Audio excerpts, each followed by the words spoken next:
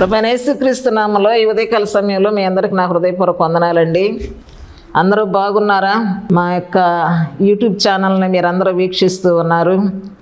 ఉదయకాల సమయంలో ప్రతి గృహంలో ప్రార్థనా ఛానల్ ద్వారా మరి సువార్త ప్రకటించబడుతూ ఉంది. మీరందరూ వాక్యాన్ని వింటూ ఉన్నారు, సంతోషిస్తూ ఉన్నారు. అనేక మంది మరి చక్కని ఆనందాన్ని తెలియచేస్తూ ఉన్న వారందరికీ కూడా ప్రత్యేక వందనాలు తెలియచేస్తూ ఉన్నాను. సమయంలో చిన్న ప్రార్థన చేసుకుందాం. దయగల తండ్రి, పరిశుద్ధుడా, నీ పరిశుద్ధ పాదాలకు వందనాలు, స్తోత్రములు. గతించిన దినాలన్నిటిలో మమ్మల్ని అందరినీ సజీవులుగాను ఆరోగ్యవంతులుగాను కాచిన దేవా, ఈ ఉదయకాల సమయంలో మేమందరం మా గృహాల్లోనే ఉన్నాం. సురక్షితంగా ఉంచినందుకు మీకు స్తుతులు. ఉదయకాల సమయంలో ఈ ఛానల్ ద్వారా ఈ లేఖన భాగాలను మేము కలిసి ధ్యానం చేయుచుండగా మీరు మాకు మంచి జ్ఞానం ఇచ్చి వినుచున్న ప్రతి బిడ్డను మాట్లాడుచున్న నన్ను మా తండ్రి, మా దేవ దీవించండి. ఆత్మ సంబంధమైన జ్ఞానం ఇచ్చి మమ్మల్ని సిద్ధపరిచి ఈ యొక్క ఆత్మ సంబంధమైన దీవెనలతో మమ్మల్ని నింపమని ఈ దీవెనలే ఇస్తున్నాము అడిగి వేడుకొనుచున్నాము తండ్రి, ఆమేన్. ప్రభు నామంలో మరొకసారి వందనాలండి. ఒక పాట పాడి దేవుని నామాన్ని మహింపరచుకుందాం. గత ధ్యానాంశాల్లో నిద్ర వలన వచ్చే నష్టాలు అనే అంశాన్ని మనం ధ్యానం చేసుకున్నాం.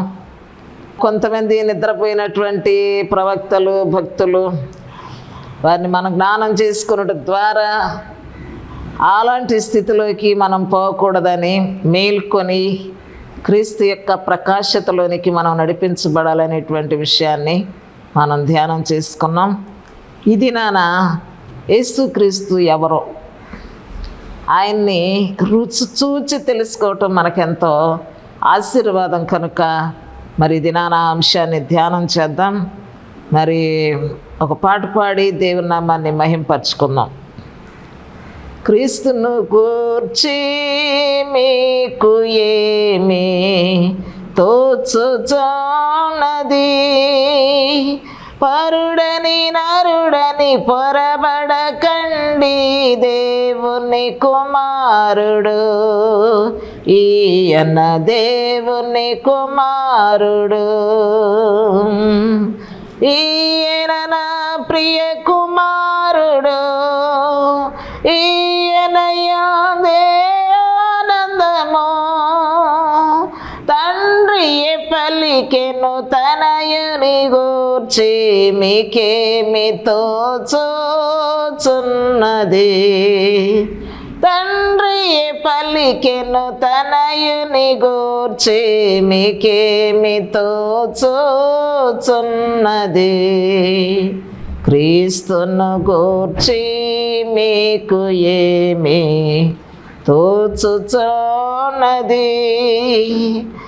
నరుడని పరుడని పొరబడకండి, దేవుని కుమారుడు ఈయన, దేవుని కుమారుడు రక్షకుడనొచ్చు అక్షయుని చాటిరి దూతలు గొల్లలకు, ఈ శుభవార్తను వినియున్నట్టి మీకేమి తోచుచున్నది, ఈ శుభవార్తను వినియున్నట్టి మీకేమి తోచుచున్నది, క్రీస్తును గూర్చి మీకు ఏమి తోచుచున్నది, పరుడని నరుడని పొరబడకండి, దేవుని కుమారుడు ఈయన, దేవుని కుమారుడు. నీవు దేవుని పరిశుద్ధుడవు, మా జోలికి రావద్దనుచు దయ్యములే గుర్తించి చాటగా మీకేమి తోచుచున్నది, దయ్యములే గుర్తించి చాటగా మీకేమి తోచుచున్నది, క్రీస్తును గూర్చి మీకు ఏమి తోచుచున్నది. నరుడని పరుడని పొరబడకండి, దేవుని కుమారుడు ఈయన దేవుని కుమారుడు. మర్మములెరిగిన మహనీయ మరుగైయుండకపోతివనే,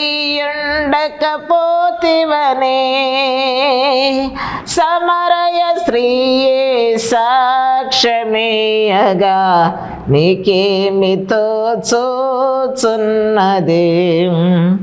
సమరయ స్త్రీయే సాక్ష్యమేయగా నీకేమి తోచుచున్నది.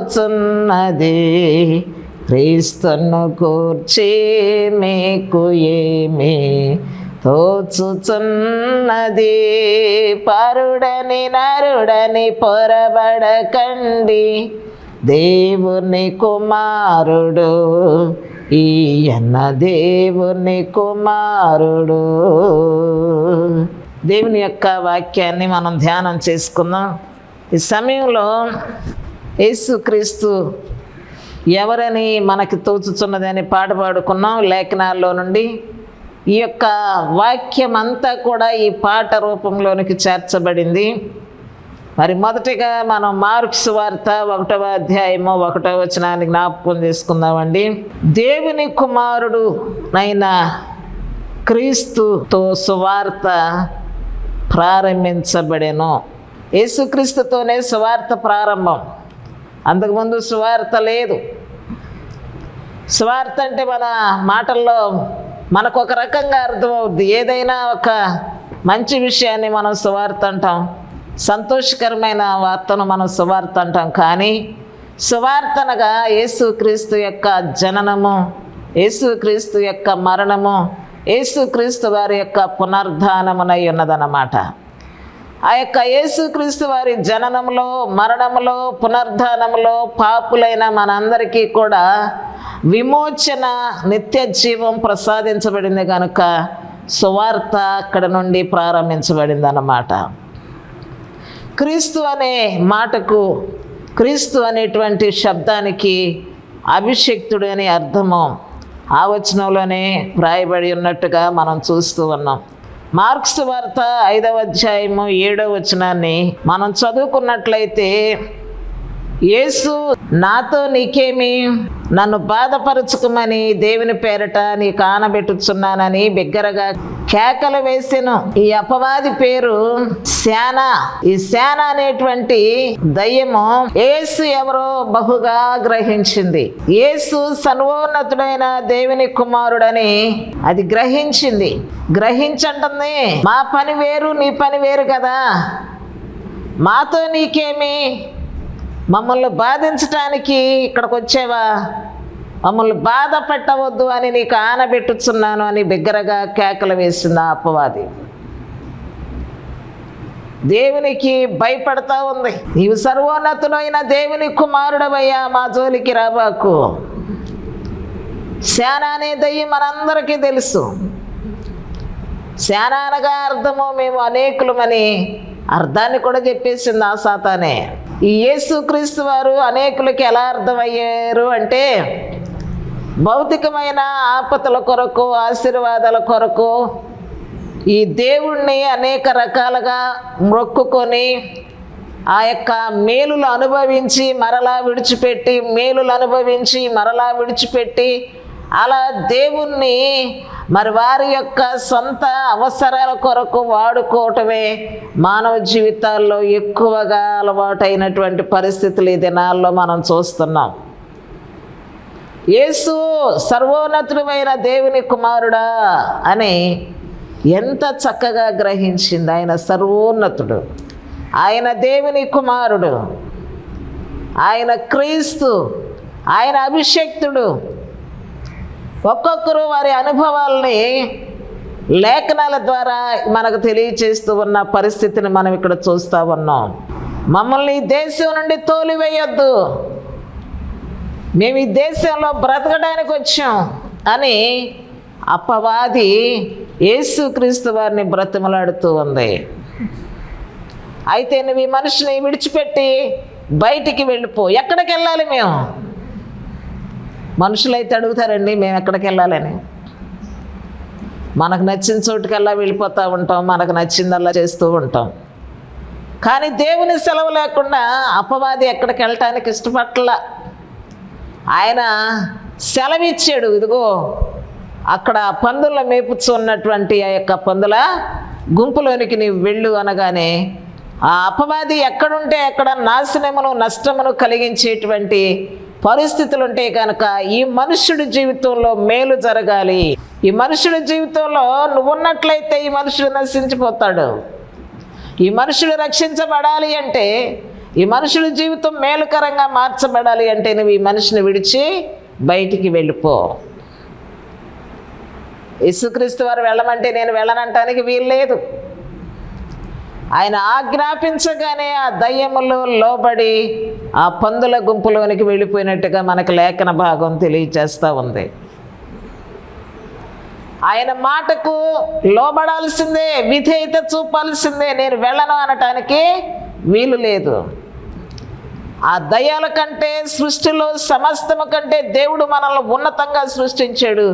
నా మాట వింటాడు నా మనుష్యుడు, నా మాట వింటాడు నా కుమారుడు, నా మాట వింటాడు నా రూపంలో ఉన్నటువంటి నా ప్రతినిధి అనుకున్నాడు. కానీ మనుషులు ఈ దినాల్లో ఆయన ఎవరినో సరైన విధానంలో గ్రహించలేకపోతున్నారు. ఆయన గణపరిచే విధానంలో ఆయన ఎవరో బహిర్గతంగా ఒప్పుకోలేకపోతున్నారు. మాకు కూడా దేవుడు అనుకునేవాళ్ళు కొందరు, మాకు కూడా మనసు నిండా ఉన్నాడు అనుకునేవాళ్ళు కొందరు. ఆయన ఎవరు? ఆయన ఈ లోకానికి వచ్చిన పనేమిటి? ఆయన యొక్క తండ్రి చిత్తాన్ని ఆయన నెరవేరుస్తూ మన కొరకు చేసిన త్యాగం ఏంటి అనేటువంటి దాన్ని మనం ఆలోచన చేయవలసిన వారమై ఉన్నాం. వారి యొక్క స్థితి ఎలా ఉందంటే వాళ్ళు ఎందుకో మిగుల ఉగ్రులై ఉన్నారు అని వ్రాయబడింది. కోపం ఎందుకో మరికి. సమాధుల్లో నుండి ఇద్దరు వ్యక్తులను పట్టుకుని వారిలో ప్రవేశించి వారు సమాధుల్లోనే నివాసం చేసేలాగున వారి నివాసం అంతా, వారి జీవితం అంతా సమాధుల్లోనే గడిపేటువంటి పరిస్థితుల్లో నశించిపోతూ ఉన్నారు వాళ్ళు. యేసు తప్ప మార్గాన్ని ఎవరు రావటానికి ఇష్టపడటం లేదు. ఎందుకంటే ఈ ఇద్దరు మనుషులకి అపవాది చేత పీడించబడుతున్న ఇద్దరు వ్యక్తుల వల్ల దారి ప్రయాణికులు ఎంతోమంది ఆగిపోయారు. యేసు తప్ప ఆ మార్గాన ఎవరు కూడా వెళ్ళటం లేదు. యేసుక్రీస్తు ఆ మార్గము గుండా వస్తూ ఉండగా వారు యేసుక్రీస్తు వారిని చూచి, ఇదిగో దేవుని కుమారుడా, నీతో మాకేం పని లేదయ్యా, మమ్మల్ని బాధపరచుకుము, మమ్మల్ని బాధపరచుటకి ఇక్కడికి వచ్చిదివా నువ్వు? ఎవరు రావట్లేదు, ఇదంతా మా స్వాధీనంలోనే ఉంది, నువ్వు ఎందుకు వచ్చేవయ్యా ఇక్కడికి, ఈ దేశానికి ఎందుకు వచ్చేవయ్యా అని అడుగుతూ ఉన్నారు. సమాధుల్లో జీవితం, సమాధుల్లో నివాసం, వారి ప్రజలతో సంబంధం లేదు, వారి యొక్క క్రియలు, వారి యొక్క జీవిత విధానం అంతా కూడా మనుషులకు అనుకూలంగా లేదు. ఈ దినాల్లో మనం మనుషుల మధ్య ఉంటాం కానీ కుటుంబాల్లోనే ఉంటాం కానీ కుటుంబాలతో అనుకూలత ఉండదు. సమాజంలోనే ఉంటాం, సంఘంలోనే ఉంటాం కానీ సంఘంతో అనుకూలత ఉండదు, సమాజంలో అనుకూలత ఉండదు. కారణం ఏంటంటే వీరిద్దరూ కూడా ఆ ఉగ్రులైన దయ్యాల చేత బంధించబడి ఉన్నారు. వారి నివాసం అంతా కూడా సమాధుల్లోనే గడుపుతూ ఉన్నారు. అయినను యేసుక్రీస్తు వారిని నువ్వు దేవుని కుమారుడవయ్యా అని సాక్ష్యం ఇస్తూ ఉన్నారు ఈ ఇద్దరు వ్యక్తులు కూడా. ఆ సేన అనేటువంటి దయ్యము కూడా నీవు సర్వోన్నతుడమైన దేవుని కుమారుడివి అని చెప్పి సాక్ష్యం ఇస్తూ ఉంది. ఇక్కడ పేతురు జీవితంలో కూడా ఒక సాక్ష్యాన్ని మనం విందాం. మత్తయి సువార్త 14:33 నీళ్ల మీద నడుస్తూ ఉన్న పేతురు గాలిని చూచి భయపడి రక్షించమని యేసుక్రీస్తు వారిని కేకలు వేశాడు. యేసుక్రీస్తు వారు పేతురుని గద్దించి అల్పవిశ్వాసి అని అతను చెయ్యి పట్టుకొని లేవనెత్తగానే అక్కడ గాలి సద్దడిగినట్టుగా మనం చదువుతాం. అంతటా ధోనిలోనున్న వారందరూ వచ్చి నీవు నిజముగా దేవుని కుమారుడవు. ఆ సముద్రములో నడుస్తూ ఉన్నప్పుడు అక్కడ ఉన్న ధోనిల వారందరూ వచ్చి నీవు నిజముగా దేవుని కుమారుడివి. ఎంతమంది ఇలాంటి గొప్ప సాక్ష్యాలు ఇచ్చినట్టుగా మనం చూస్తూ ఉన్నాం. ఆయన ద్వారా జీవిస్తూ ఉన్నా, నివసిస్తూ ఉన్నా, బ్రతుకుతూ ఉన్నా, చలిస్తూ ఉన్నా, మేలులు పొందుతూ ఉన్నా, ఆశీర్వాదాలు పొందుతూ ఉన్నా, ఆయన రెక్కల క్రింద మనం కాపుదలగా ఉన్నప్పటికీ కూడా ఈ యేసు ఎవరో మనం సరిగా గ్రహించలేని పరిస్థితి కనపడతా ఉంది. మనం చాలాసార్లు పాడుతూ ఉంటాం, నీ ఉంటే చాలు యేసయ్యా. ఎన్ని బాధలు వచ్చినా, ఎన్ని కష్టాలు వచ్చినా అని పాటలు పాడుతూ ఉంటాం. కష్టాలు వచ్చినప్పుడు మాత్రం మన విశ్వాసం సన్నగిలిపోతూ ఉంటుంది. ఒక నిజమైన క్రైస్తవుడు, దేవుని కొరకు సాక్ష్యం ఇచ్చే క్రైస్తవుడు ఎన్ని ఇబ్బందులు ఉన్నా కూడా సాక్షిగానే బ్రతకవలసిన అవసరత ఉంది. నోటి మాటతో కూడా మనం దేవుని నిందించరాదు అనే సత్యాన్ని జ్ఞాపకం చేసుకోవాలి. నేను మునిగిపోతున్నాను అంటాడు పేతురు. నీళ్ళ మీద నడవాలని విశ్వాసం ఉంది, ఆశ అయితే ఉంది. కానీ నీళ్ళల్లో నడుస్తూ ఉండగా దేవుని వైపు చూచే చూపు గాలి వైపు మళ్ళింది. మనకేదైనా ఒక ప్రతికూల పరిస్థితి వచ్చిందంటే మన చూపు మరొక ప్రక్కకు మళ్ళుతూ ఉంటుంది అన్నమాట. ఈ ఉదయకాల సమయంలో మనము దేవుని వైపు చూస్తూ నడుస్తూ ఉన్నప్పుడు మనకి ఏ విధమైనటువంటి భయం కూడా ఉండదు. కాబట్టి మన చూపు పక్కకు మళ్ళకూడదు, మన చూపు దేవుని నుండి మరొక వైపుకు మళ్ళకూడదు. దేవుని వైపు చూస్తూ ఉంటే నీళ్ళలో నడవటానికి శక్తి పొందుకున్నాడు. ఎప్పుడైతే గాలిని చూచాడో, నేను మునిగిపోతున్నాను, నా మీదకి గాలి వస్తుంది, నేను నడవలేకపోతున్నాను అనేటువంటి అల్ప విశ్వాసం ఆ యొక్క పేతురులో ప్రవేశించింది. ప్రేమగల దేవుడు పేతురును గద్దించి పేతురు విశ్వాసాన్ని బలపరచటానికి అతని చెయ్యి పట్టుకొని అతన్ని లేవనెత్తటానికి ముందుకొచ్చాడు. నిజంగా గాలి ఆయన మాటకు సద్దణిగింది. దయ్యాలు వణుకుతూ ఉన్నాయి, గాలి వణుకుతూ ఉంది, సముద్రము సద్దణిగింది. దేవుని మాటకు సృష్టి యావత్తు కూడా లోబడుతూ ఉందనే సత్యాన్ని మనం ఇక్కడ గమనించాలి. యోహాను సువార్త 11వ అధ్యాయం 27వ వచనాన్ని మనం చదివినట్లయితే అక్కడ సందర్భం ఏంటంటే, మరియా మార్తల తమ్ముడైన లాజరు చనిపోయాడు. తమ్ముని గురించి యేసుతో సంభాషణ చేస్తూ ఉన్న సందర్భంలో నా తమ్ముడు లేస్తాడులే పునరుద్ధాన దినమందు అనుకుంటున్నాడు. యేసుక్రీస్తు వారు అంటున్నారు, ఆ పునరుద్ధానము నేనే, జీవమును నేనే, నా యందు విశ్వాసముంచువాడు చనిపోయినను బ్రతుకుతాడు, బ్రతికి నా యందు విశ్వాసముంచువాడు ఎన్నటికి చనిపోడు అని 27వ వచనంలో ఈ మాట నమ్ముచున్నావా అని మార్తను అడిగాడు యేసుక్రీస్తు వారు. మార్త అంటది, అవును ప్రభువా, నీవు లోకమునకు రావలసిన దేవుని కుమారుడవైన క్రీస్తువని నేను నమ్ముతున్నాను. మరియమ్మ గారికి కూడా చక్కగా అర్థం చేసుకుంది. ఏ లోకములోనికి నువ్వు రాకపోయినట్లయితే ఈ లోకము నశించిపోయి ఉండేది. లోకములో ఉన్న ప్రతి మానవ జాతి కూడా పాపంలోనికి, పాతాళంలోనికి కొనిపోబడేవి. ఈ లోకంలోనికి నీవు రావటం ద్వారా లోకరక్షకుడని నీకు పేరు ఉంది. లోకంలో ఉన్న ప్రతి మనిషిని రక్షించటానికి వచ్చిన నీవు దేవుని కుమారుడవు అయిన క్రీస్తువు అని నేను నమ్ముతున్నాను అని మార్త ఆయనతో చెప్పి గొప్ప సాక్ష్యాన్ని, ఆనందాన్ని వ్యక్తం చేసింది. మత్తయి సువార్త 16వ అధ్యాయం 13వ వచనంలో యేసుక్రీస్తు వారు ఇక్కడ కూడా ఒక గొప్ప సాక్ష్యం మనకు కనపడద్ది. యేసు పిలుపుదైన కరిసేరా ప్రాంతానికి వచ్చినప్పుడు మనుష్య కుమారుడు ఎవరని జనులు చెప్పుకొనుచున్నారని శిష్యులను అడుగుతారు యేసుక్రీస్తు వారు. కొందరేమో బాప్తిసమిచ్చు యోహాను అనియు, కొందరు ఏలియా అనియు, కొందరు ఇర్మియా అనియు, లేక ప్రవక్త అనియు చెప్పుకొనుచున్నారు అని చెప్పేసి అంటూ ఉన్నారు అక్కడ శిష్యులు. అందుకు ఆయన, అసలు మీరు నేనెవరిని అనుకుంటున్నారు, మీరైతే నేను ఎవడనని చెప్పుకొనుచున్నారని వారిని అడిగాను. సీమోను పేతురు అంటాడండి, నీవు సజీవుడవైన దేవుని కుమారుడవు అయిన క్రీస్తువని చెప్పాను. క్రీస్తు అన్న మాటకు అభిషక్తుడనేటువంటి అర్థాన్ని మరలా మనం జ్ఞాపకం చేసుకుంటూ ఉన్నాం. సజీవుడవైన దేవుని కుమారుడవు. పేతురు సాక్ష్యం ఇచ్చాడు. పేతురు సాక్ష్యము చాలా గొప్ప సాక్ష్యము. మరణాన్ని జయించినటువంటి విజయుడు ఆయన, సజీవుడు. నీవు దేవుని యొక్క కుమారుడు గనక మరణాన్ని జయించేవు. మనుషులు ఎవరు కూడా మరణాన్ని జయించేవారు లేరు. మరణం పైన పాపం పైన అధికారం యేసుక్రీస్తు వారికే ఇవ్వబడింది. పాపములు క్షమించే అధికారం కూడా ఎవరికీ లేదు. మరణము నుండి తిరిగి లేచే అధికారం కూడా ఎవరికి లేదు. ఎందుకు ఈయనకుందంటే ఈయన దేవుని కుమారుడు. ఈయన దేవుని చేత పంపబడినటువంటి పరిశుద్ధుడైన మన దేవుని కుమారుడు. తండ్రి తన చిత్తము చొప్పున మనం నశించిపోవటం దేవునికి ఇష్టం లేక మన కొరకు తన ఏకైక కుమారుని దానముగా ఈ లోకానికి అనుగ్రహించెను. అలాగనే మరొక సాక్ష్యాన్ని మనం చూసినట్లయితే ఈ సందర్భంలో మత్తయి సువార్త 27వ అధ్యాయము 54వ వచనంలో పగలు 3 గంటల వేళ యేసుక్రీస్తు వారు సిలువలో వేలాడుతూ ఉన్న సందర్భం ఇది. ఆ సమయంలో శతాధిపతి ఎదుట నిలబెట్టారు యేసుక్రీస్తు వారిని.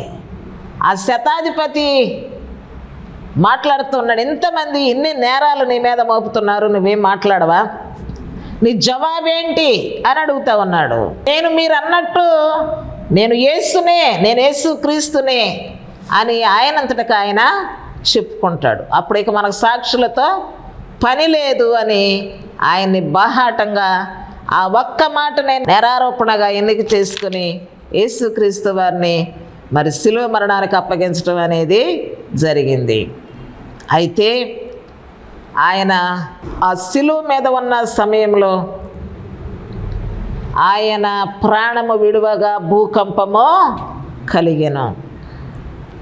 అక్కడున్న శతాధిపతి, అక్కడున్న సైనికులు, అక్కడున్న వారందరూ కూడా ఆయన మరణిస్తూ ఉండగా, ఆయన ప్రాణం విడుస్తూ ఉండగా జరిగిన కార్యములను చూచి ఆశ్చర్యపడుతూ ఉన్నారు, భయపడుతూ ఉన్నారు. శతాధిపతి కూడా సాక్ష్యం ఇస్తూ ఉన్నాడు, ఈయన నిజముగా దేవుని కుమారుడని చెప్పుకొనిరి. అక్కడున్న వారందరూ చెప్పుకుంటున్నారు, ఈయన నిజముగా దేవుని కుమారుడు, ఈయన మరణంలో గొప్ప శక్తి ఉంది, ఈయన జననంలో గొప్ప శక్తి ఉంది, ఈయన పునర్ధానంలో కూడా గొప్ప శక్తి ఉంది.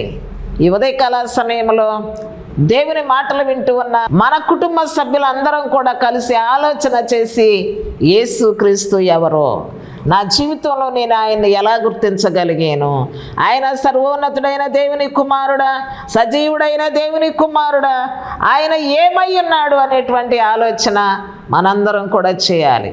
సర్వోన్నతమైన స్థలములలో ఆయనకిష్టులైన మనుషులకు భూమి మీద సమాధానం అంట.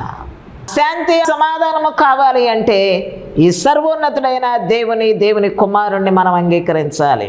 మరొక వచనాన్ని మనం జ్ఞాపకం చేసుకున్నట్లయితే మార్కు సువార్త 15వ అధ్యాయం 38, దేవాలయపు తెర పైనుండి క్రిందకు 2గా చినిగేను అని వ్రాయబడింది. ఇదొక గొప్ప ఆశ్చర్య కార్యము. ఏ మానవుడైనా చనిపోతే భూకంపం జరిగిందా? ఏ మానవుడైనా చనిపోతే దేవాలయపు తెరలు చినిగినాయి అని ఆలోచిస్తే అసలు అది ఎక్కడ కూడా మనం కని విని ఎరగనటువంటి విషయము. ఈ దేవుని కుమారుడైన క్రీస్తు ప్రభు మరణించేటప్పుడు ఆయన మరణము ద్వారా భూమిని కంపించి పర్వతాలు దద్దరిల్లినట్టుగా మనం చూస్తూ ఉంటాం. దేవాలయపు తెర 2గా చిరిగెను.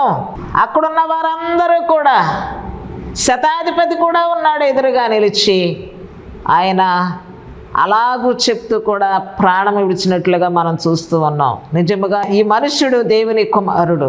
మానవ శరీరంలో ఉన్నాడు, శ్రమ అనుభవిస్తున్నాడు, మానవ శరీరంలో ఉన్నాడు, హింసించబడుతున్నాడు, మానవ శరీరంలో ఉన్నాడు, సిలువ మీద వేలాడుతున్నాడు. కానీ ఈయన మానవుడే కాదు, ఈ మనుష్యుడు దేవుని కుమారుడు, దేవుని చేత పంపబడినటువంటి వ్యక్తి అన్నమాట. మార్కు సువార్త 14వ అధ్యాయము 61వ వచనం 62వ వచనంలో ఓ చక్కని మాట మనకు కనపడుతుంది. ఆ ప్రధాన యాజకుడు అంటాడండి, పరమాత్మని కుమారుడమైన క్రీస్తువు నీవేనా అని అడుగుతున్నాడు ప్రధాన యాజకుడు. నిజమే, నువ్వెవరివయ్యా అన్నా సరిగ్గా అర్థం కావట్లా. నువ్వు పరమాత్మని కుమారుడివేనా, ఇప్పుడు వరకు దేవుని కుమారుడు దేవుని కుమారుడు అంటూ వచ్చారు. ఈ యొక్క యాజకుడు అంటాడు, ఈ ప్రధాన యాజకుడు అంటాడు, నువ్వు పరమాత్మని కుమారుడు. ఆయనకు అలా అర్థమైంది. నీవు పరమాత్మని కుమారుడువు, ఆయన క్రీస్తువు నీవేనా అంటే యేసుక్రీస్తు వారు అంటారు, అవును నేనే. ఆయన మాటలో సత్యం ఉంది. ఆయనే సత్యము, ఆయనే జీవము, ఆయనే మార్గము, ఆయనే పునరుద్ధానము. కాబట్టి పునరుద్ధారుడైన క్రీస్తు ప్రభుని మనం ఏమి గుర్తించగలిగి ఆయన్ని ఎలా మన జీవితంలోకి ఆహ్వానించుకుంటూ ఉన్నాం. అంతకుముందు పాడిన పాటలో ఈ వచనాలన్నీ కూడా పాటలో ఉన్నాయి. సమరయ స్త్రీ యేసు క్రీస్తు వారు ఒకే ఒక్క దినాన సువార్త వినటం ద్వారా ఆమె నేను చేసినవన్నీ నాతో చెప్పిన మెస్సయ్యను నేను కనుగొన్నాను, రండి మీరు వచ్చి చూడండి. మర్మాలను ఎరిగిన యేసయ్య నా జీవితంలో ఉన్న ప్రతి మర్మము ఆయన వివరించి నాతో చెప్పాడు. ఎవరు చెప్పగలరండి? నా హృదయంలో ఏముందో మీరు చెప్పగలరా? మీ హృదయంలో ఏముందో నేను చెప్పగలనా? అది మన వల్ల అయ్యే పని కాదు. ఆయన పేరు మర్మములు ఎరిగిన మహనీయుడు.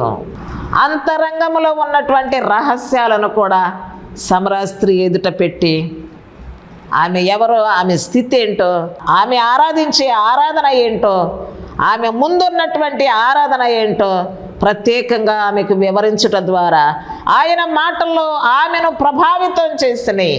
ఆయన మాటలు ఆమె జీవితాన్ని మార్చివేసినాయి. ఆమె అంటరాని వాడు అని మాట వెలివేసినట్టుగా మాట్లాడినప్పటికీ ఆయన మాటల్లో ఉన్న శక్తి ఈమెను ప్రభావితం చేసినాయి, ఈమెని పరిశుద్ధురాలుగా చేసినాయి.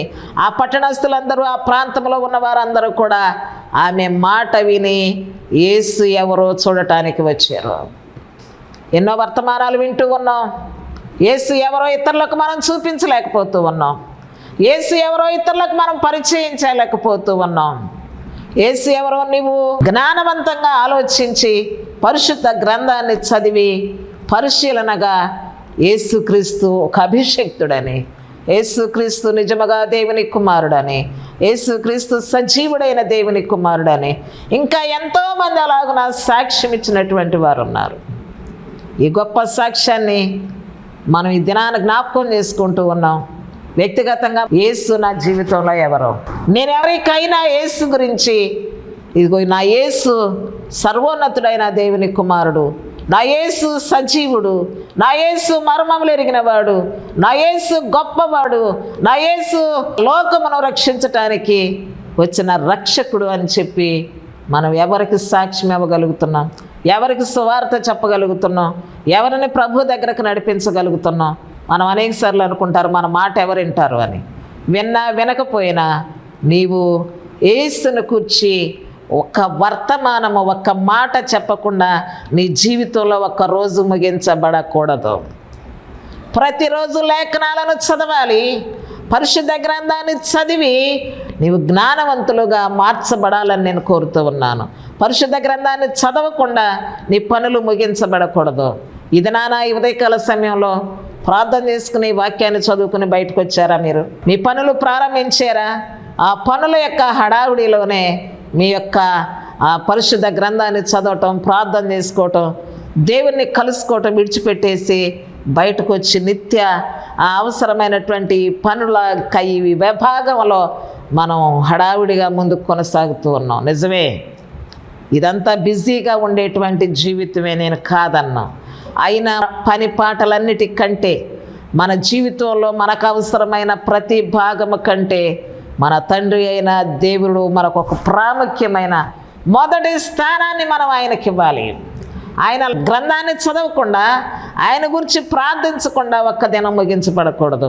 ఒకవేళ ఇప్పటికీ కూడా పరిశుద్ధ లేఖనాన్ని చదివే విషయంలో అశ్రద్ధగా ఉంటే, ప్రార్థన చేసుకునే విషయంలో అశ్రద్ధగా ఉంటే, ఈ ఉదయకాల సమయంలో ఈ ఛానల్ ద్వారా వింటూ ఉన్నటువంటి ఈ వాక్యాన్ని నీవు అంగీకరించి పరిశుద్ధ గ్రంథాన్ని చదివి ప్రభు సన్నిధిలో మోకరించి ఆయన ఎవరో మరింత విపులంగా మీరు తెలుసుకోవాలని నేను ప్రభు పేరట మిమ్మల్ని బ్రతిమలాడుతూ ఉన్నాను. మీ అందరికీ నా వందనాలు. ప్రభువైన యేసుక్రీస్తు నామమున మీ అందరికీ వందనాలు. ఈ ఛానల్ చూస్తున్న మీ అందరికీ నా వందనాలు. ఛానల్ లైక్ చేయండి, షేర్ చేయండి, సబ్స్క్రైబ్ సబ్స్క్రైబ్ చేయండి. మీ ప్రార్థన అవసరాల కొరకు అమ్మగారు ప్రార్థిస్తారు. సంప్రదించండి. అందరికీ నా వందనాలు. లైక్ చేయండి, షేర్ చేయండి, సబ్స్క్రైబ్ చేయండి. Thank you.